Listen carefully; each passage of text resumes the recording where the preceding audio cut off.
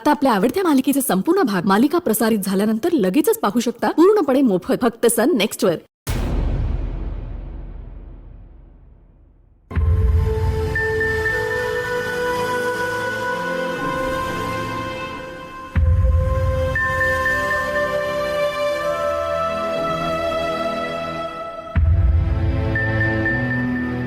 काय झालं? आज मी जेवली पण नाहीये। आत्ता अशी बसलीस एकटीच विचार करत, तोंड पाडून बसलीस बघ। काय झालंय? काही नाही अगं, बाबाने मला जेवायला बसू दिलं नाही ना शेजारी, म्हणून थोडा मूड ऑफ झालाय। खोटं खरं कारण सांगू, तू कितीही अप्पूताईशी भांडलीस तरी अप्पूताई घरात कुठेही दिसत नाहीये, म्हणून करमत नाहीये तुला, हो की नाही? आणि शिवाय तिच्या पाठवणीला तिला निरोप द्यायला आलीच नाहीस तू, त्यामुळे थोडंसं गिल्टी वाटतच असेल ना? नाही, असं काहीच नाहीये।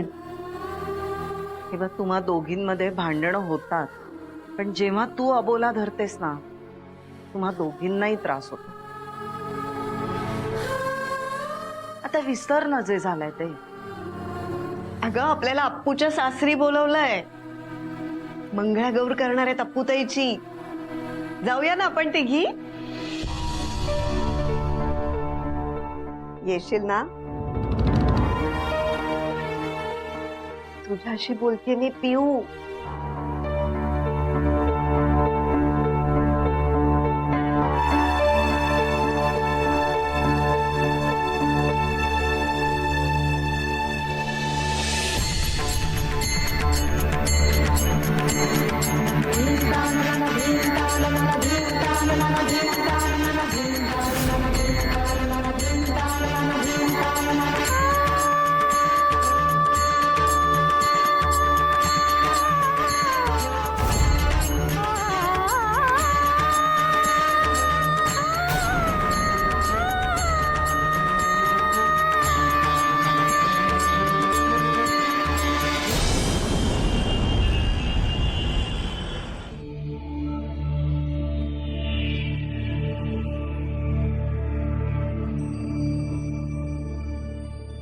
सर, नाही, तुमची ती नर्स शांती म्हणाली होती त्यानुसार एकदा हे कागद वाचून घ्या। नाही, उद्या जर काही कमी जास्त झालं तर माझ्यावर यायला नको। नाही, ती म्हणाली ते बरोबरच आहे, पण ते तुला नाही लागू होत। तू घरचा आहेस, इट्स ओके। अरे, इनफॅक्ट ती तर मला असंही म्हणाली की तू पॉवर ऑफ अटॉर्नीच्या पेपर्सवर माझ्या सह्या घेत होतास। काय आता?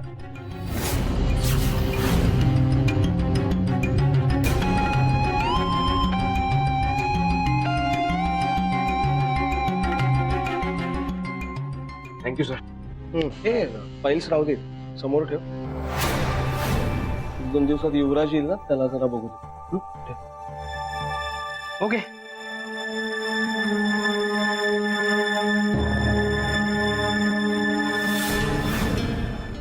ती क्षणी अर्पिता आणि तो युवराज दोघेही घरातून गेले तरी माझ्या वाटेत येतातच आहेत।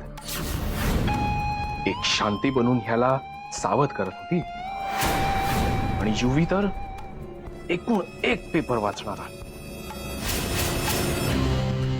पण हीच संधी आहे नील, आपण गौतमला सांगितलं पाहिजे की ते दोघं आधीपासूनच एकमेकांच्या प्रेमात होते।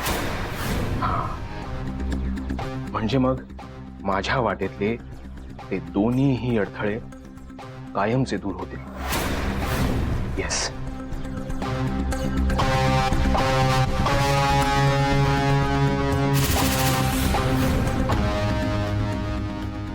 आता यात काय एवढा विचार करायचा आहे?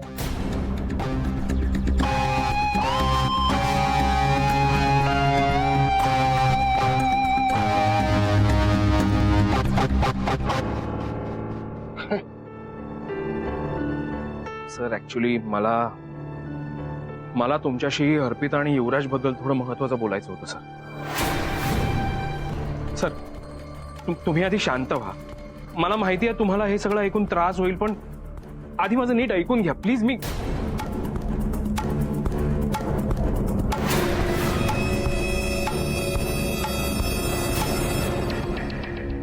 सर, अर्पिता खूप चांगली मुलगी आहे आणि तुम्ही आता तुमच्या मनातला तिच्याबद्दलचा राग प्लीज काढून टाका आणि तिला स्वीकारा सर. नील, सर अहो, पण अर्पिताचं खूप प्रेम आहे तुमच्यावर, म्हणून मी नील, नको. माझ्या समोर त्या मुलीचं नाव, तिच्याविषयी नको ना. ह्या प्रियाला पण आत्ताच यायचं होतं. आत्ता मी गौतमला अर्पिता आणि युवराजच्या प्रेम प्रकरणाबद्दल सांगायला जाणारच होतो आणि नेमकी ही टपकली.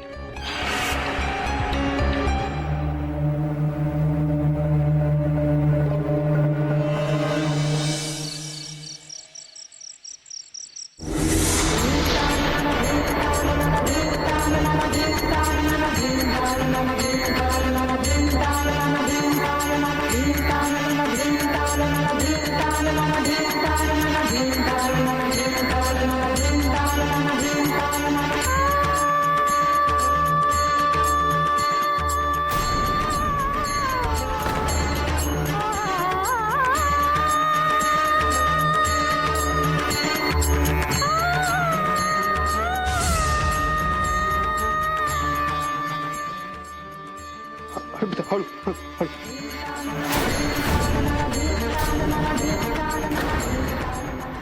अर्पिता, तू थांबव आता हे सगळं. ह्या पुढचं जप मी करेन. अर्पिता, ऐक माझं. ऐक.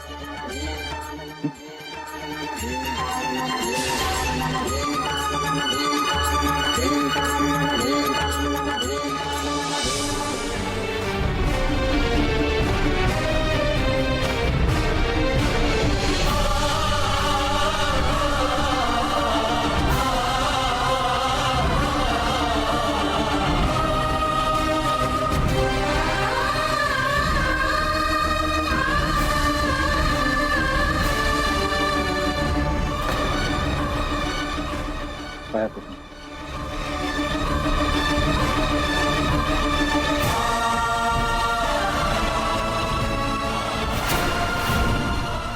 मम्मी, 1000 वेळा जप म्हणून झालाय आता. आता तरी अर्पिताने दिवा पेटवला तर चालणार आहे. वंस, आता दिवा लावायचा ना? हो तर सुनबाईंनी सांगितलेल्या सगळ्या गोष्टी पूर्ण केल्यात. देव निश्चितच प्रसन्न होईल आणि मला खात्री आहे की तो दिवा सुद्धा आता लागेल.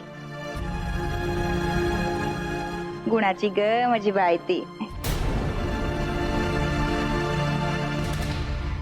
पण बहिणी, जर तो दिवा लागला नाही तर देवाने हिला मान्य केलं नाही असं समजायचं का आपण? वंस, अहो काय काय बोलताय तुम्ही? आत्या, हे बघ, अर्पिताची श्रद्धा बघून ना देव सुद्धा झुके, याची खात्री आहे मला.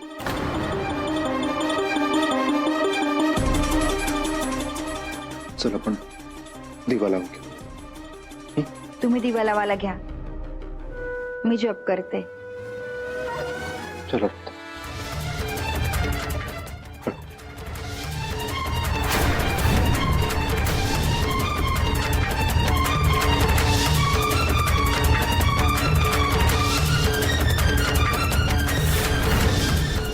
हा मध्ये कशाला कडमडला?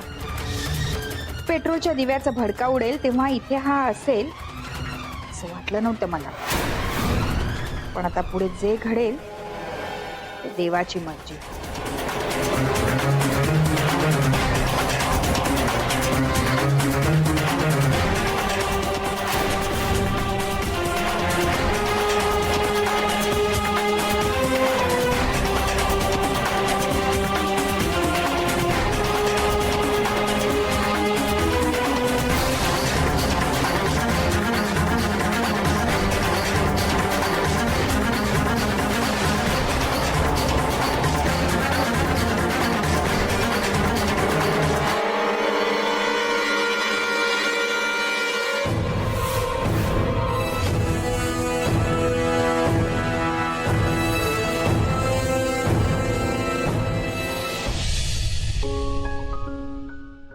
आमचं प्रोफेशनल शिकवतं आम्हाला.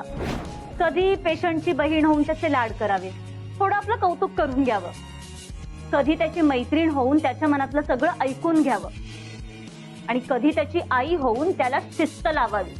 त्यामुळे तुम्ही माझं ऐकायचं, कळलं? आता तर उठलोय. बरं मग ते बहीण होऊन लाड करणं कधी? गप्पा बसा हो.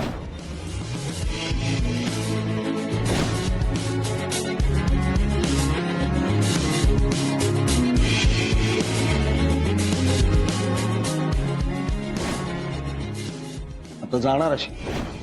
हो सर, जावंच लागेल ना. तुमच्यासारखेच एक बाबा आहेत, आता मला त्यांची सेवा करायची आहे. खरंच अगदी पोटच्या मुलीसारखी सेवा केली, काळजी घेतली नाही. आणि स्वभाव अगदी नावाप्रमाणे शांत. कुठे असेल आता, काय करत असेल, हे काय प्रश्न झाले का? माझ्यासारख्याच कोणाची तरी सेवा करत असणार ती, काळजी घेत असणार ती. शांती, जिथे कुठे असशील ना, माझे आशीर्वाद कायम तुझ्या पाठीशी आहेत का?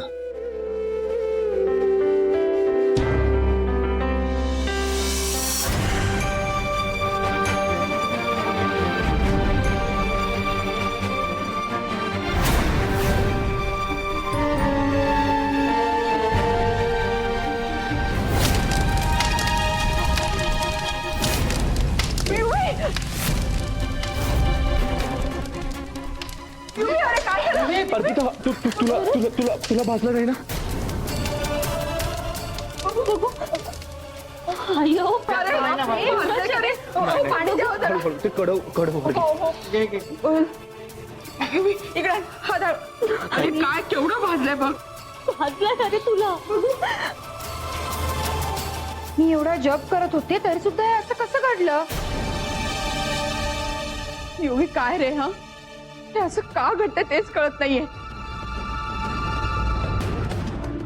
मला हे कळत नाहीये, तेलाचा दिवा असूनही भडका का उडाला? मी एवढा जॉब करत होते तरी अपशकुन झालाच. वंस, हो काही काय बोलताय तुम्ही? हा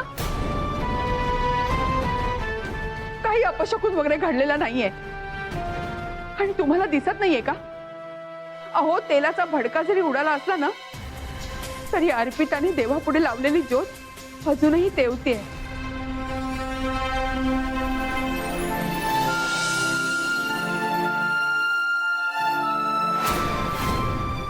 याचा अर्थ कळतोय तुम्हाला? तुम्हीच म्हणाला होतात ना, अर्पिताने देवापुढे लावलेली ज्योत जर तशीच तेवत राहिली तर आपल्या देवानी अर्पिताला सून म्हणून स्वीकारली आहे.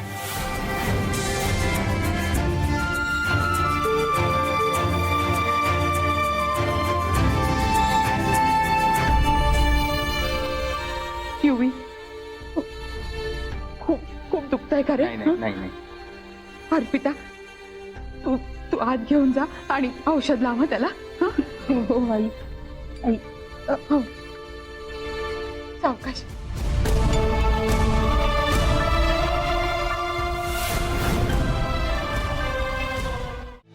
प्रिया,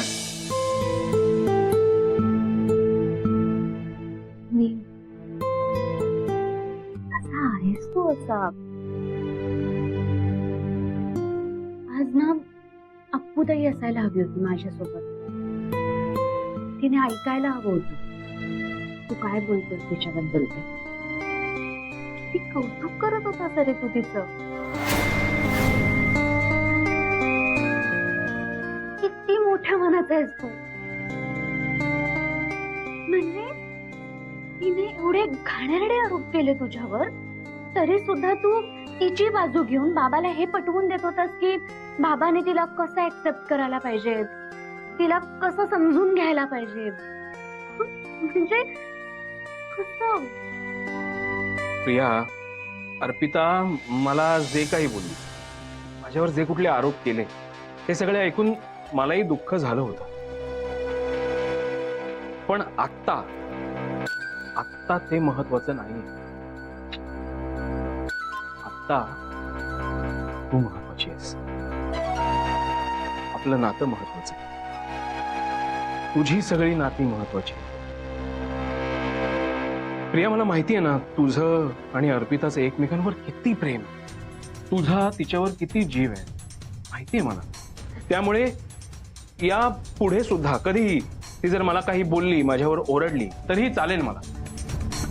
पण तुमच्या दोघांमध्ये दुरावा आलेला मला नाही आवडला.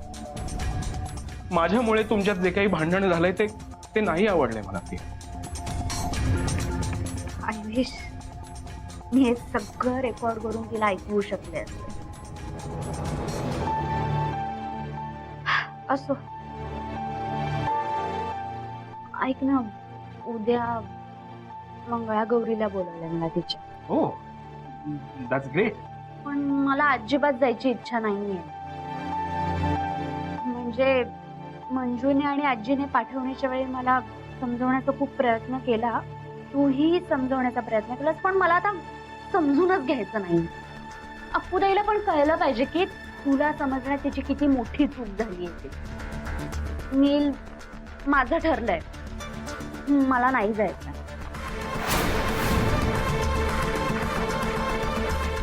नाही प्रिया, काहीतरी चुकतंय. काहीतरी नक्कीच चुकतंय. तू तीच प्रिया आहेस जिने अर्पिता आणि युवराजचं लग्न व्हावं म्हणून इतके प्रयत्न केले होते. आणि आज तूच हे सगळं बोलतेस. नाही, काहीतरी नक्की चुकते प्रिया. हे बघ, तू तिथे जायचं की नाही जायचं हा पूर्णपणे तुझा कॉल आहे. पण प्रिया, मला मनापासून वाटतंय की तू तिथे जावंस अर्पितासाठी. प्लीज.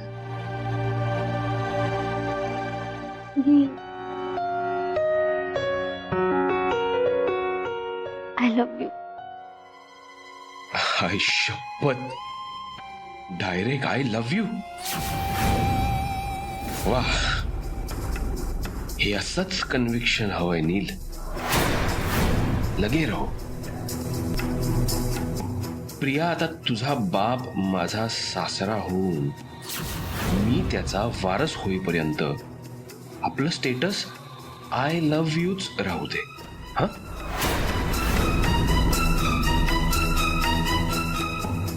तुला असंच वाटत राहिलं पाहिजे की नीलचं मन किती मोठं आहे.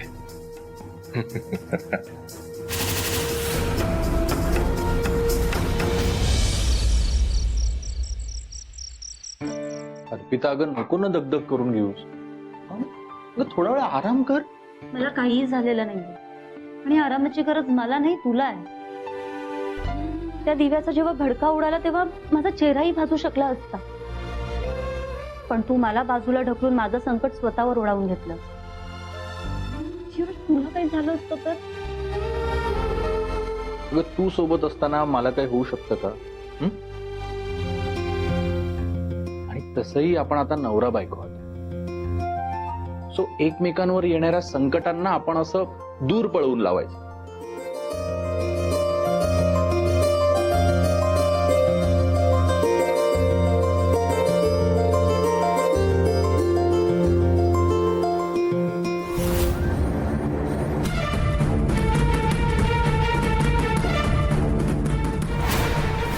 मी या दोघांना वेगळं करायची स्वप्न बघतोय आणि हे दोघं एकमेकांच्या जास्तच जवळ येत आहेत. हे असंच चालू राहिलं ना तर वर्षाच्या आत नातवाला खेळवावं लागेल. मग मायराला सून बनवून घरी आणायचं स्वप्नच राहील. नाही, हा भिकाजी कुबेर हे होऊ देणार नाही.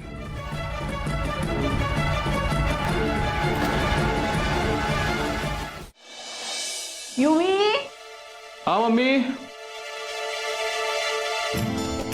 येऊ का रे? ये. आई, अगं ग, बस.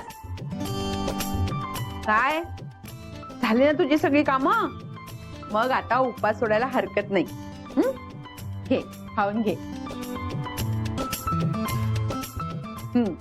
आणि हे खाऊन झाल्यावर माझ्या खोलीत येशील झोपायला. का? इथे का नको? धीर धर, बस तू खाली. युवी, एवढा उतावेळपणा बरा नाही हा. मला सांग, तुम्हा दोघांचं लग्न झाल्यापासून आपल्या घरात पूजा झाली आहे का? नाही ना. अनायसे उद्या आपल्या घरी मंगळागौरीची पूजा होतीये. त्यानंतर माझ्या अर्पिताला तिची हक्काची खोली मिळेल, तीही कायमची. बरं, तुझा हात कसा आहे? काय बरं आहे आता. बर, खाऊन झाली की माझ्या खोलीत येशील. देवा, तू ना माझं काहीच ऐकू नकोस. अरे एवढी पूजा केली त्याच्यासाठी आणि अरे नशिबात साधी एक रात्र सुद्धा नाही. अहो, एकाच रात्रीचा प्रश्न आहे ना. ठीक आहे. छान हा. हे असंच आहोवर भागवतो. अगं अर्पिता, तुझी एकच रात्र कधी संपणार आहे देवजाण. आता रुसू नका ना. उपवास सोडायचा आहे मला, आणि मला तुम्ही भरवायचंय, तरच मी उपवास सोडेन. जमत ना तुला.